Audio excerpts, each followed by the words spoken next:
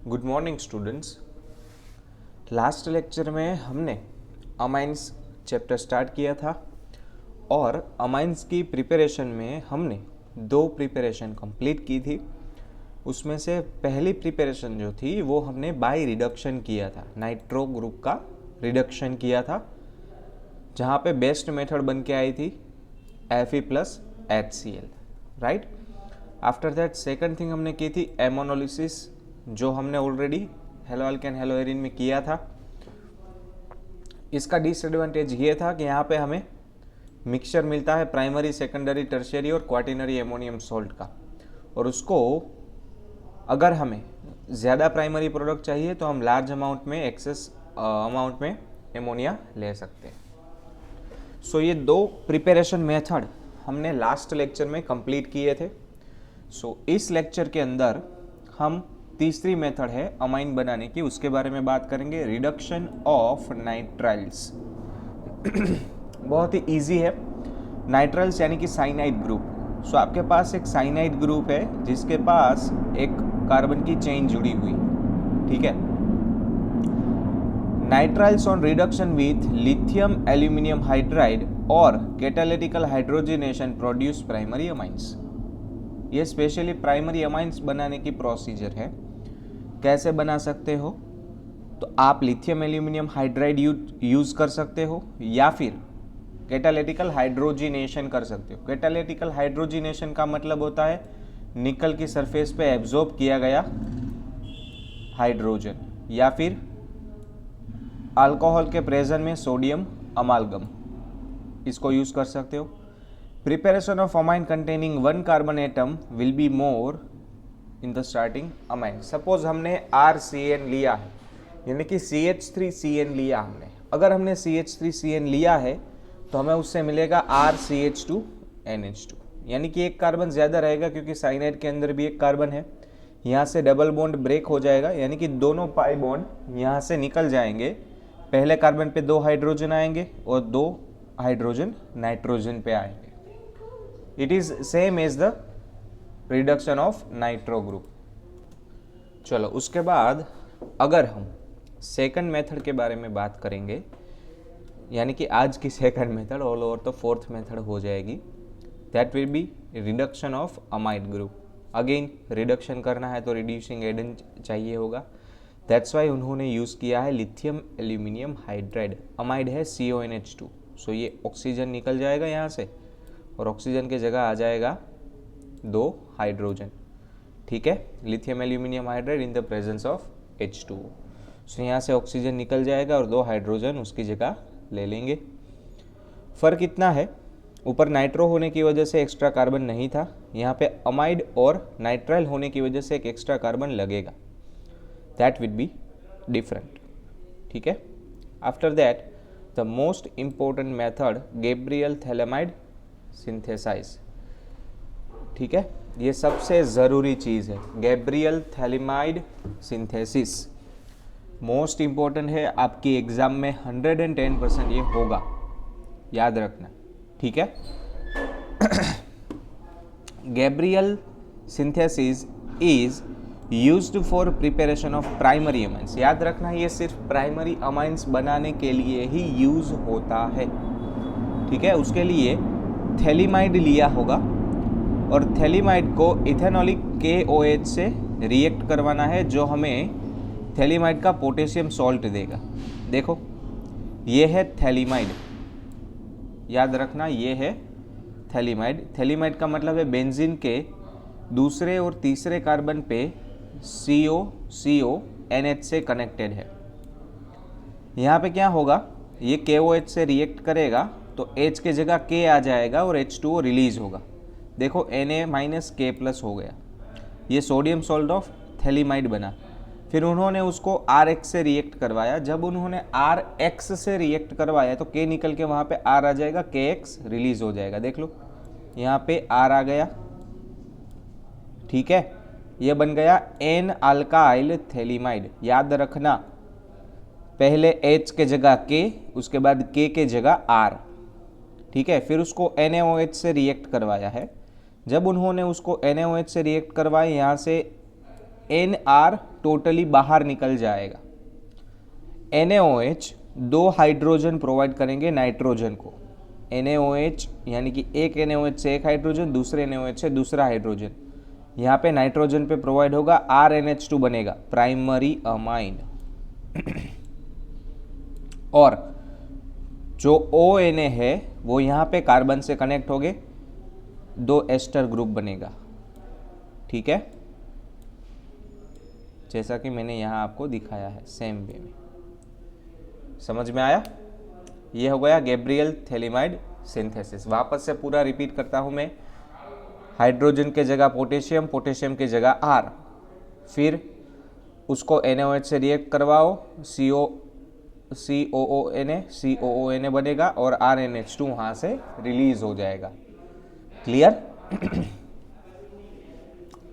Which on heating with alkyl halide followed by alkaline hydrolysis produce corresponding primary amine. Aromatic primary amines cannot be prepared by this method because aryl halide do not undergo nucleophilic substitution reaction with anionic formed by thaliamide. यहाँ से आप only aliphatic amines ही बना सकते हो, aromatic amines यहाँ से नहीं बन सकते। क्यों? क्योंकि आपको पता है एरोमेटिक कंपाउंड जो है वो न्यूक्लियोफिलिक सब्स्टिट्यूशन यानी कि बेंजीन न्यूक्लियोफिलिक सब्स्टिट्यूशन रिएक्शन नहीं करता, बहुत ही रेयर करता है। ऊपर से यहाँ पे जो थैलिमाइड है उसके लिए जो एनायन फॉर्म हुआ है उसके साथ वो रिएक्ट करने के लिए कैपेबल नहीं है। ठीक है, अगेन प्रोसीजर रिपीट करता हूँ। थैलिमाइड के NH से H निकल जाएगा, KOH से K आ जाएगा, वहाँ पे H2 रिलीज होगा यहाँ पे, फिर K रिप्लेस होगा R से, फिर NR की जगह हो जाएगा RNH2 जो कि प्राइमरी अमाइन रिलीज हो गया, और यहाँ पे ONA लगेगा यानी कि COONA बनेगा दूसरे और तीसरे कार्बन पे बेंजीन के। ठीक है, after that again most important Hofmann bromamide degradation reaction. देखो ये रिएक्शन बहुत ही ध्यान से देखना तभी समझ में आएगा। आपने अमाइड लिया है, क्या लिया है? अमाइड। देखो यहाँ पे ब्रोमा अमाइड लिखा है, ब्रोमामाइड यानी कि ब्रोमीन और अमाइड लिया है। ठीक है, चलो सबसे पहले क्या होगा, यहाँ से आपको CO बाहर निकालना है, यहाँ से आपको CO बाहर निकालना है। ठीक है, चलो बहुत ही सिंपल चीज़ है। सो CO को बाहर निकाल दो, RNH2 पहले रिलीज हो गया। चलो अब बचा क्या? CO बचा है, फिर बचा है NaOH और Br2। एक Na और एक Br मिलके बनाएंगे NaB, या फिर 2 Na, चलो 2 Na मिलके बनाएंगे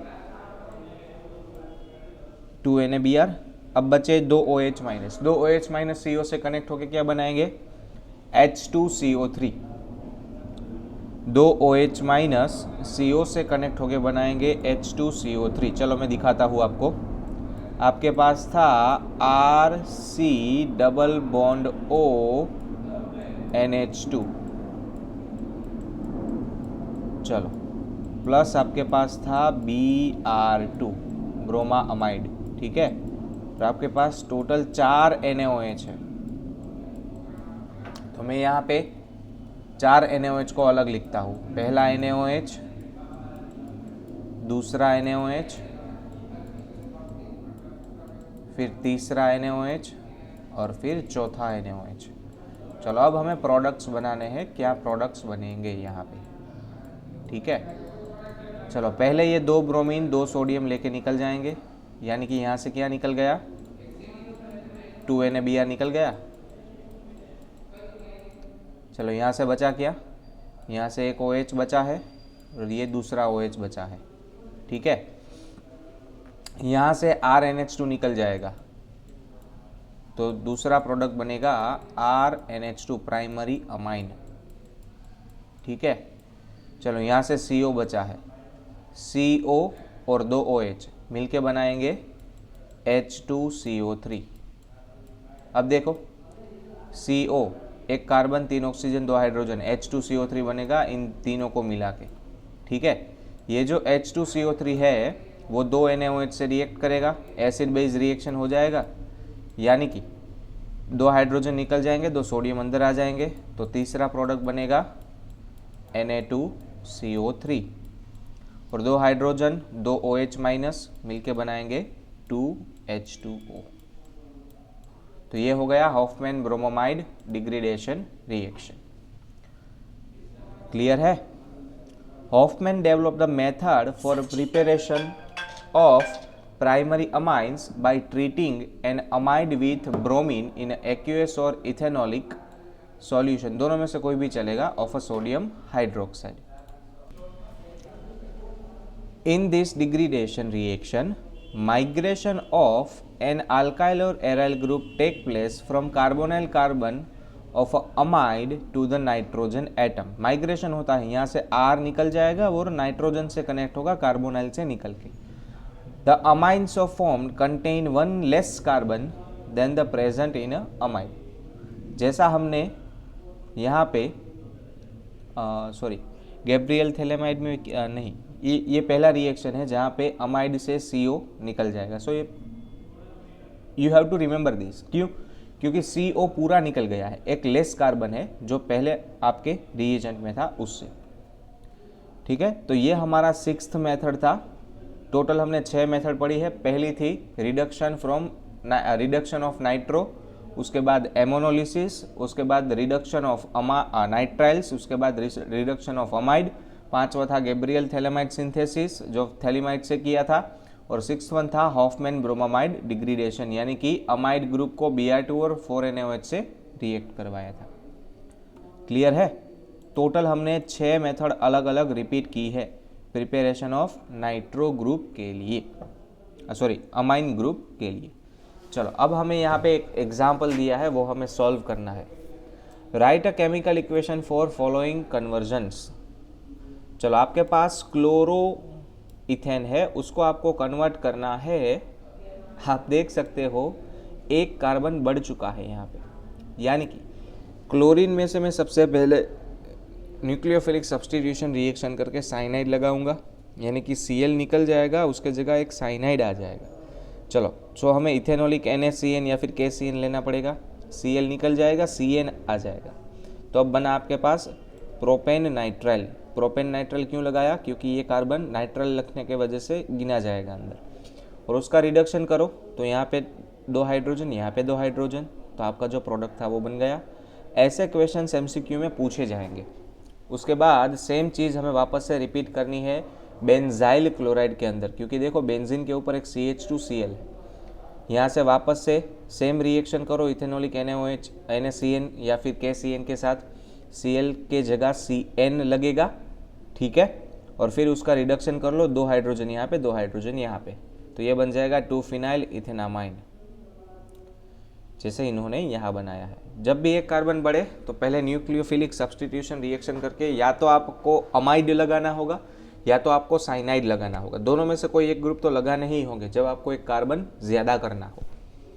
ठीक है, तो ये था आपका एग्जाम्पल नंबर 13.2। उसके बाद देखो right structures of IUPAC names of. चलो, एक और एग्जाम्पल हमें दिया है 13.3। The amide which gives propanamine, ऐसा अमाइड जो प्रोपेनामाइन देगा बाय हॉफमैन ब्रोमामाइड रिएक्शन। चलो, 3 कार्बन प्रोडक्ट में होने चाहिए, यानी कि आपके पास ओरिजिनली कितने कार्बन थे? 4 कार्बन। तो ब्यूटानामाइड ब्यूटानामाइड विल बी योर आंसर, क्योंकि ये CO तो निकल जाएगा और 3 कार्बन NH2 प्रोपेनामाइन बनाएगा, यानी कि ब्यूटानामाइड आपका आंसर रहेगा। हॉफमैन रिएक्शन कहाँ है? राइट, दैट्स वाई एक कार्बन तो कम हो जाएगा। The amine produce by Hofmann degradation of benzamide. Benzamide से आपको कौन सा प्रोडक्ट मिलेगा?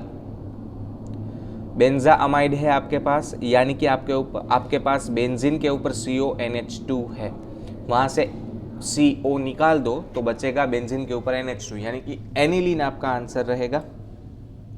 बेंजाअमाइड लिखा है, यानी कि बेंजीन के ऊपर CONH2 लगा है, वहां से CO निकल जाएगा पूरा, तो बचेगा बेंजीन के ऊपर NH2। क्लियर है? चलो उसके बाद in text question, how will you convert benzene into aniline. Benzene को एनिलीन में कन्वर्ट करना है, कैसे करोगे? तो सबसे पहले मैं क्या करूंगा बताओ, चलो। बेंजीन को आपको एनिलीन में कन्वर्ट करना है, बेंजीन के ऊपर NH2 लगाना है, क्या करोगे बताओ? तो मुझे एक ऐसा रिएक्शन करना होगा जो मुझे एनिलीन की ओर ले जाए। तो मैं पहले बेंजीन में से नाइट्रोबेंजीन बनाऊंगा, सिंपल सी बात है। बेंजीन में से नाइट्रोबेंजीन कैसे बनाओगे? नाइट्रेशन करके, राइट? पहला मेथड था हमारा रिडक्शन ऑफ नाइट्रो, याद है ना? चलो, so step number 1 will be benzene to nitro. चलो इसको सॉल्व करते हैं। स्टेप नंबर 1, सबसे पहले मैं क्या करूँगा, तो जो मेरा बेंजीन है उसका मैं नाइट्रेशन करवाऊँगा। ठीक है, ये है बेंजीन, इसका मैंने करवाया नाइट्रेशन, यानी कि मुझे दो चीज़ें चाहिए होगी, concentrated HNO3 and concentrated H2SO4। याद है ना आपको नाइट्रेशन? चलो उसमें से रिलीज क्या होगा? बाय प्रोडक्ट रिलीज होगा H2O। चलो बनेगा क्या? तो उसमें से बनेगा नाइट्रोबेंजीन। चलो ये हो गया नाइट्रोबेंजीन, बेंजीन के ऊपर NO2। ठीक है, अब इसका क्या करना है? इसका सिंपली हमें रिडक्शन करना है।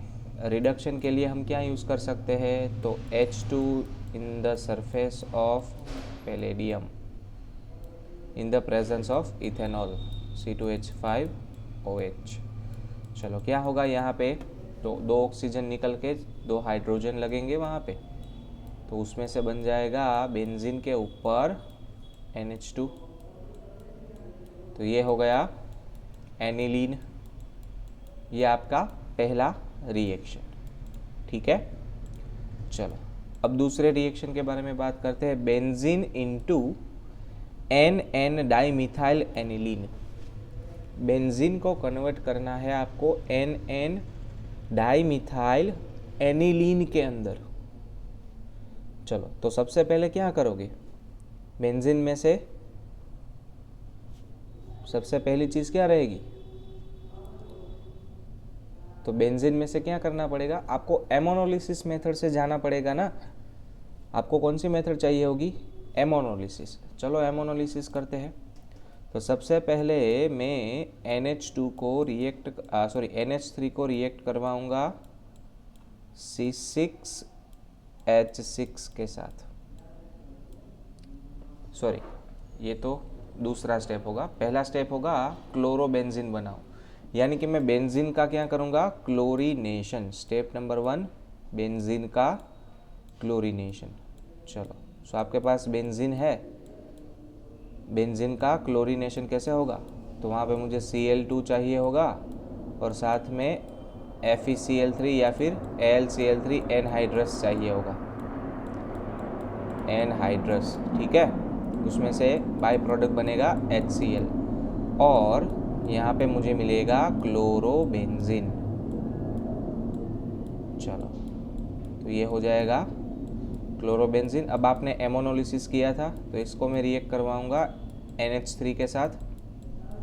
NH3 से रिएक्ट करवाओगे, रिलीज क्या होगा? HCl रिलीज हो जाएगा और उसमें से बनेगा क्या? तो उसमें से सबसे पहले बनेगा एनिलीन, यानी कि NH2।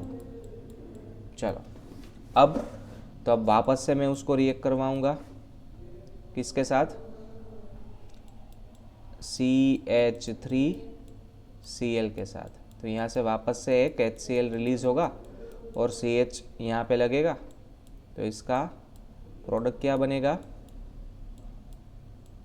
इसमें से बनेगा बेंजीन के ऊपर NH और CH3। और सेम रिएक्शन में दूसरी बार रिपीट करूँगा, यानी कि CH3Cl वापस से, ठीक है। तो अब मुझे प्रोडक्ट क्या मिलेगा, बेंजीन के ऊपर N और उसके ऊपर 2 CH3, तो ये हो गया NN डाइमिथाइल एनिलीन, ठीक है। समझ में आया, ये मोस्ट इंपॉर्टेंट रहेगा आपके लिए, ओके। चलो उसके बाद तीसरा रिएक्शन, आपके पास पहले और लास्ट कार्बन पे क्लोरीन है और उसमें से आपको बनाना है हेक्सेन 1,6 डाइअमाइन। चलो बनाते हैं।